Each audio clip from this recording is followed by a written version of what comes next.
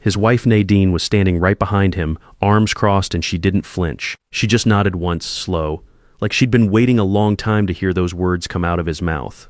What happened next is something I never expected. Before that weekend was over, I had canceled their $18,000 wedding reception, filed paperwork to force a sale on the house I co-owned, and checked into a hotel room where I slept better than I had in 6 months. But I'm getting ahead of myself. My name is Gerald Harmon. I'm 63 years old, widower. I built a small electrical contracting business from nothing over 28 years, then sold it when Eleanor got sick. She passed 5 years ago. I say all that not to set myself up as some kind of hero, but because you need to understand what I put into this family before you can understand what it felt like to stand in that kitchen and hear my own son tell me to disappear. Here's the thing about being a provider. You do it for so long that it becomes invisible.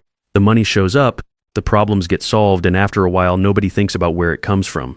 It just appears.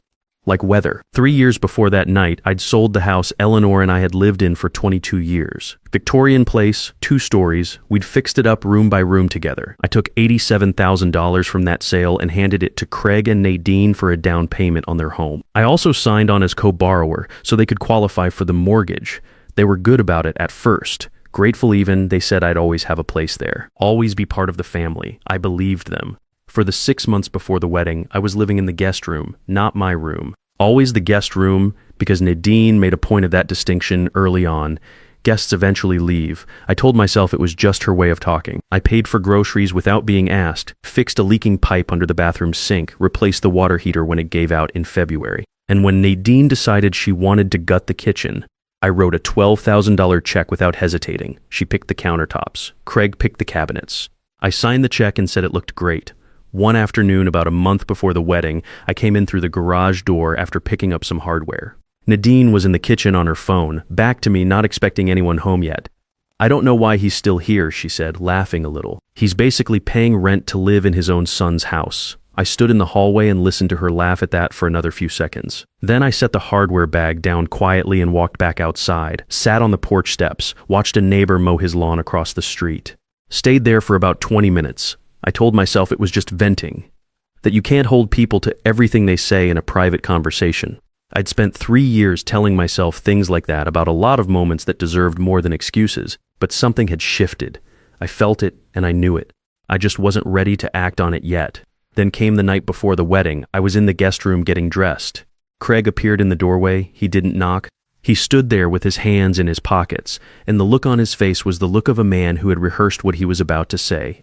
"Dad, Nadine and I talked. We think it would be better for everyone if you weren't here this weekend." I looked at him. He held eye contact, which surprised me. There was no guilt in it, just the flat certainty of someone who had already made up his mind and was past the part where he second-guessed himself.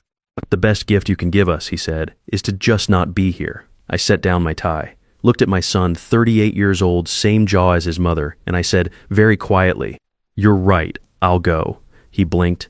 That wasn't what he expected. I started folding clothes into my bag. Craig stood in the doorway for another moment, then left without another word. I could hear him downstairs telling Nadine it was handled. Before I zipped up the bag, I stopped at the nightstand. Eleanor's photo, the one from our trip to Lake Tahoe the summer before she got sick. She's squinting into the afternoon sun and laughing at something I'd said, and I can't remember what it was anymore, but I remember she was happy that day. I also found tucked under the edge of the frame a folded piece of paper I'd put there when I moved in. An old receipt from a hardware store in our old neighborhood, the kind of thing you keep for no reason. Her handwriting was on the back, just a grocery list. Milk, bread, coffee, the good kind. I put it in my shirt pocket. "I'm not going down without a fight," I told her. Then I picked up my bag, walked downstairs past the granite countertops I'd paid for, out through the front door, and got in my truck. I sat in my truck in the driveway for a few minutes. The lights were on inside. I could see Craig moving around in the kitchen through the window. He looked relaxed. I pulled out my phone and called Harriet Bowman. Harriet had been handling my legal affairs since Eleanor passed. Estate documents, the business sale, a property dispute with a neighbor that never went anywhere. She was thorough, and she was straight with me, which is all I ever asked for. She picked up on the third ring. "Gerald, it's Saturday evening. Everything okay?" "No," I said. "I need you to pull the file on Craig and Nadine's house purchase. All of it." A short pause. "Has something happened?" I told her everything, the 6 months in the guest room, the moment. The house was worth somewhere around $350,000 now. 30% of that was over $100,000 in Harriet. I also signed the contract for their wedding reception. My name, my card on file. How much? 18,000. And the event is tomorrow? It is. As the contract holder, you have the right to cancel. You'll owe cancellation fees, but the decision is yours to make. I looked at the kitchen window one more time. Craig had opened a bottle of something and was pouring 2 glasses. I want to cancel the reception, I said. Tonight, Gerald, once you start this, there's no quiet way back. I know. All right, I'll pull the file first thing Monday. Call the venue tonight. I found the venue number in my email. A woman named Jessica answered, clearly not expecting a call at that hour. I told her I was canceling the reception. She pushed back, said the food had been prepared, the staff scheduled. I told her I understood and I was prepared to cover the cancellation fees, but that the contract was in my name and I was exercising my right to cancel. She put me on hold, came back 4 minutes later, and confirmed it was done. I drove to the Hampton Inn on the other side of town, checked in with 1 bag and ordered a burger and fries from room service, turned the TV on low, sat in the quiet. Here's what I noticed. I didn't feel guilty. I kept waiting for it, that familiar pull in the chest that usually followed any moment where I'd done something that might upset Craig or Nadine. It wasn't there. What I felt instead was something closer to clarity, like a window had been opened in a room that had been shut for a long time. I turned off the ringer and went to sleep. The calls started at 11 to 22 p.m. I know because I checked the phone once, saw the screen lighting up, and turned it face down. At 11 to 47, I picked up. Craig's voice was tight and fast. Dad, what did you do? The venue called. They said the reception is canceled. That's right, I said. There are 200 people coming tomorrow. I know that's going to be a problem to solve. Are you serious right now? This is insane. You're doing all this because you're upset about a room? I kept my voice even. I'm not upset about a room, Craig. I canceled a reception I was paying for after the person I was paying for told me to disappear from the family. Those two things are connected. Nadine grabbed the phone. She was crying, the loud kind. You're destroying everything. We trusted you. How could you do this on the night before our wedding? You trusted me, I said. When was the last time either of you called just to ask how I was doing? Not because you needed something, just to check. Silence. The reception cost $18,000. The photographer, the band, the dinner for 200 people. Did you think that was free? Did you think the $87,000 for the house, the $12,000 for the kitchen, the grocery runs, the car repairs, all of it, did you think that just appeared because you needed it too? Craig came back on. His voice had dropped. What do you want, Dad? Right now, a good night's sleep, I said. We can talk about the rest later. I hung up, turned the ringer off again. Finished my burger. The TV was showing an old Western I half recognized, and I watched it until I fell asleep in the chair. By Sunday morning, I had 41 missed calls. I ignored all of them and ordered coffee and eggs from room service. Read the paper. Watch the weather forecast for a city I'd never been to. It was the most peaceful morning I'd had in months. At 9 a.m., there was a knock at the door. Craig was standing in the hallway in a wrinkled dress shirt, the one he'd probably laid out the night before for the wedding. His eyes were red. He looked like he hadn't slept. I opened the door but didn't step back. Dad, please. We need to talk. Shouldn't you be getting ready? That's what I need to talk about. He ran a hand through his hair. Nadine's locked herself in the bathroom. Her mother is threatening to fly back to California. The whole thing is falling apart. I'm sorry to hear that. Are you? Because it doesn't seem like it. I stepped back and let him in. Sat down in the chair by the window. He stood for a moment, then sat on the edge of the bed. I let him talk first. He said it was all a misunderstanding, that Nadine was stressed, that I was blowing one bad night into something it wasn't. He said it twice, 3 times, in different ways, the way people do when they're hoping one version of it will finally land. I waited until he was done. Craig, how much money have I given you and Nadine in the last 3 years? He shifted. I don't know. Some help here and there. I picked up my phone and turned the screen toward him. I'd been keeping records, bank transfers, check images, receipts. A running total I'd started putting together after the kitchen renovation.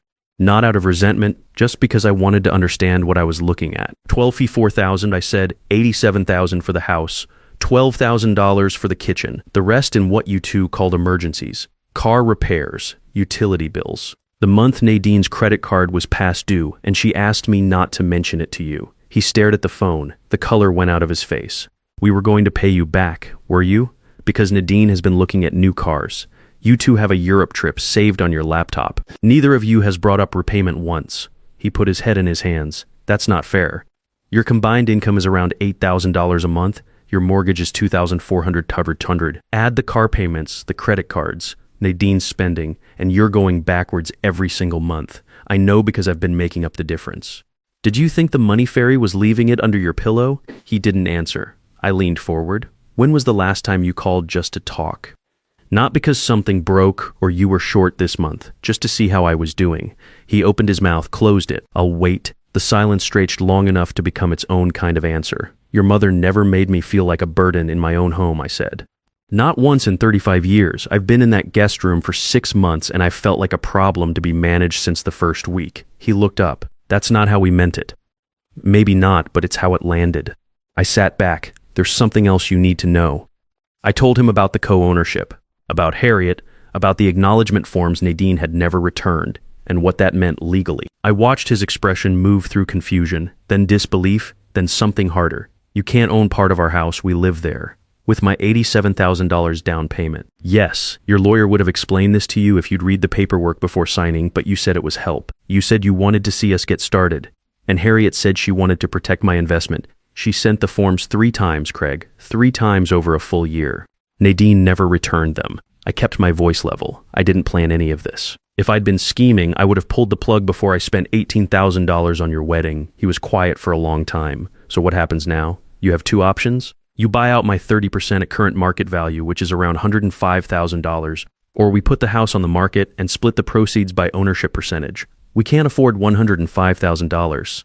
Then you'll need to think seriously about the second option. He stood up, sat back down, stood up again.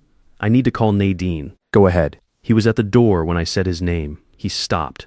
When you talk to her, there's something I want you to understand. I'm not the same man who walked out of that house last night. That man spent 3 years trying to keep the peace at any cost. This man is done paying for his own disrespect. He left without another word. I heard the elevator open and close down the hall. I poured another cup of coffee from the room service carafe and sat by the window. Outside, a family was loading luggage into a minivan in the parking lot. Kids arguing about something. Father lifting the last bag into the back, closing the hatch, tapping the roof twice. I watched them pull out and thought about Eleanor. She would have handled this differently. She was better with people than I ever was. But she also had a line, and when you crossed it, she didn't yell. She just got very quiet and very clear. I'd always admired that about her. I think I finally understood what it felt like. Monday morning, Harriet and I walked into the police station together. Nadine had called Adult Protective Services on Sunday afternoon. The report claimed I was showing signs of cognitive decline, making irrational financial decisions, and that my family was concerned about my welfare. Detective Clifford had a file on his desk when we sat down. I put my file on his desk too. 2 years of bank statements organized by date, the co-ownership deed. The promissory note Harriet had drafted at the time of the down payment, a printed log of every transfer, every check, every online bill payment made on Craig and Nadine's behalf, $100,000 and $124,000 documented to the dollar. Harriet walked him through it in about 20 minutes. She didn't editorialize, just facts, dates, amounts.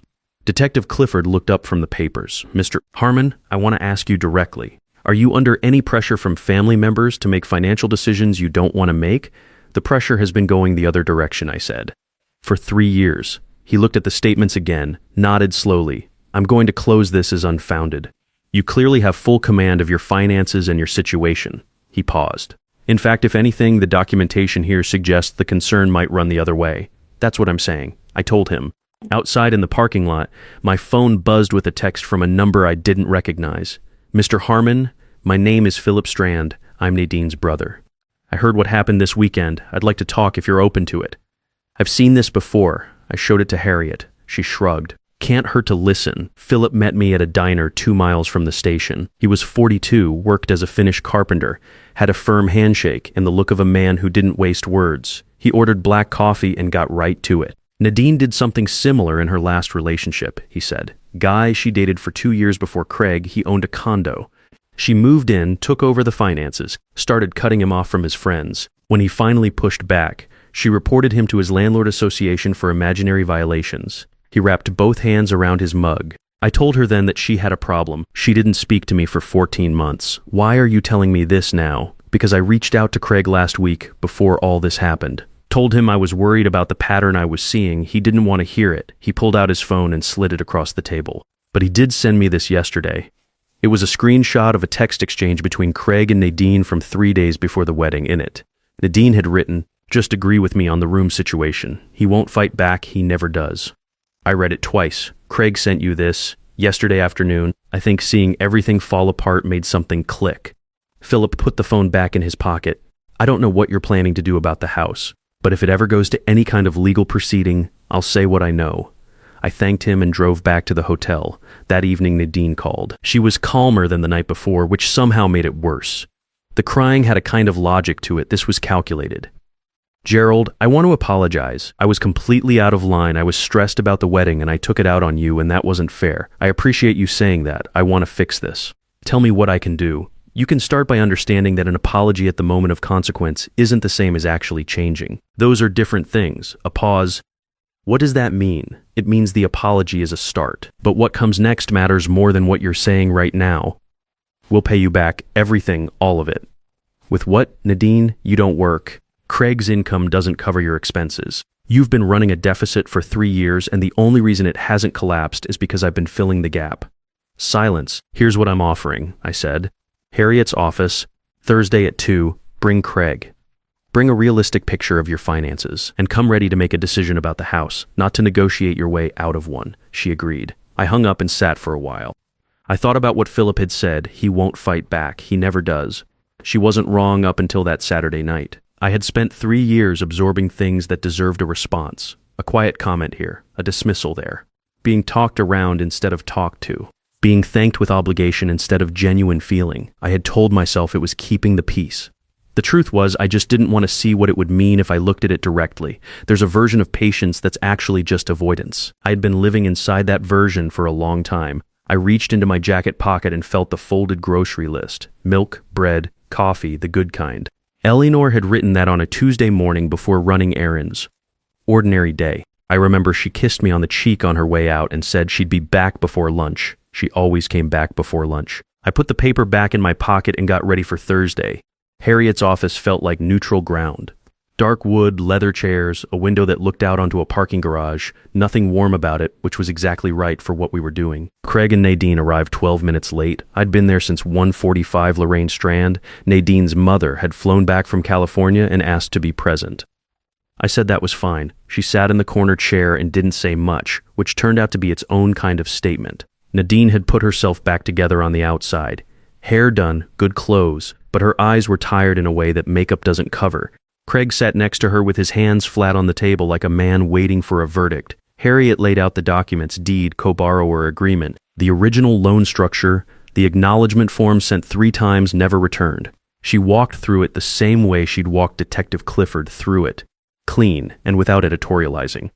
Craig studied the papers. We had no idea about the ownership stake. You would have, Harriet said, if the acknowledgement had been returned. I sent it in March, again in July, again the following February. Nadine said she'd been busy with wedding planning. Harriet looked at her for a moment and didn't respond to that. I let them sit with the documents for a minute before I spoke. Here's what I'm offering. One time they both looked up. Market value of my 30% is $105,000. I'm offering a buyout at $75,000. That's $30,000 less than what I'm legally owed, because Craig is still my son and I'm not trying to take everything. But there are conditions. I laid them out one at a time. Nadine gets a job within 60 days and keeps it for at least 18 months. They sell one of the 2 cars and use the proceeds to pay down credit card debt. Monthly financial check-ins with Harriet, bank statements and credit report included. No new debt taken on during the 18-month period, and Craig writes me a letter by hand, not a text and not an email, that says what he actually wants to say. Nadine shook her head slowly. That's like being put on probation. That's called accountability, I said. There's a difference. We don't have $75,000. You have equity in the house and you have 30 days to arrange financing. A home equity loan, a personal loan, help from family. That's your problem to solve, not mine. Craig looked at his mother-in-law. Lorraine had been quiet the whole time. She looked back at him, then at her daughter. I'm not giving you the money, she said. I told Nadine the same thing this morning. She needs to stand up on her own. Nadine turned to her. Something passed between them that I didn't fully understand, the compressed history of a mother and daughter who had been through this kind of moment before. Craig turned back to me. What if we can't get the financing together? Then we list the house. You walk away with your share of the proceeds and find something that fits your actual income. The room was quiet for a moment. Then Craig said, we'll take the deal. Nadine didn't say anything. She picked up the pen Harriet slid toward her and signed where she was told to sign. I watched her do it. I didn't feel victorious. I didn't feel much of anything except tired in the way you feel at the end of a long job that needed doing. 6 months later, I was sitting on the small patio outside my apartment. with a cup of coffee and the morning paper. Two-bedroom place in a senior community with a walking trail and a library that smelled the way libraries are supposed to smell. I had a tomato plant in a pot by the railing that was doing better than I expected. My phone rang. Craig, Dad, Nadine got promoted. Office manager. I set down my coffee. That's good. How is she? Tired a lot, but different. Like she's actually proud of something for the first time. A pause. I found Mom's ring when we were going through the storage boxes, the one she wore every day. I think you should have it back. I didn't say anything for a moment. Dad? Yeah, I'd like that. Nadine called me herself the following week. No setup, no preamble. I treated you badly for a long time, and I'm sorry. I know that doesn't undo it. I just wanted to say it without an agenda. I told her I appreciated that. I meant it. On Tuesday evenings, I teach a free electrical basics class at the community center. 6 young guys who want to learn a trade. It's 2 hours, and it's the best part of my week. Last Saturday after book club, I walked to my car with Norman Briggs, retired history teacher, 3 years in the community before me, and we stood in the parking lot for 20 minutes laughing, because neither of us could remember the name of the book we'd just spent an hour discussing. Eleanor would have found that very funny. I think about what it cost me to get here. The money, the years, the long patience that turned out to be something closer to avoidance. And then I think about that hotel room on Saturday night. The quiet, the burger, the old Western on TV, the first real sleep I'd had in months. If you've been carrying someone who stopped trying to walk on their own, you already know what I'm talking about. At some point, holding on stops being love and starts being something else. Letting go was the hardest thing I did. It was also the most useful. If this story meant something to you, leave a comment. Tell me where you're watching from, and if someone in your life needs to hear this, share it. Sometimes the right story finds the right person at exactly the right time.